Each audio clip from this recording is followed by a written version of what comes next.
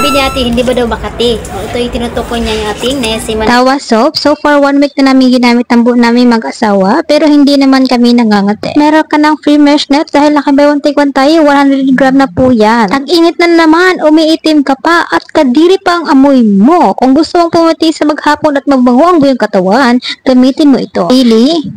Sabon na pinagsama na ang niacinamide at tawas na nakakaputi at mabisang pagtanggal ng hindi kayang amoy sa ating katawan. Pwede ito sa mga teenagers pataas at ipahin nyo lang sa inyong buong katawan at ibabad mo ito hanggang 2 minutes para mas ma-absorb ang sabon sa ating skin. Isa sa mga main ingredients nito ay glutathione, aloe vera, tea tree at shea butter na mas makakatulong na mag-lighten ang ating skin up to 10 times. And this product contains EHA which may increase sensitivity at rest of sunburn. Pero huwag niyo kalimutan na maglagay din pa din kayo ng sunscreen. Sa sobrang pagmamadali mo ay nakalimutan mo na maglagay ng kayo sa iyong kilikili. Yes, 2028 pa ang kanyang expiration date. Kung gusto mo to, i-click ko lang aking yellow basket.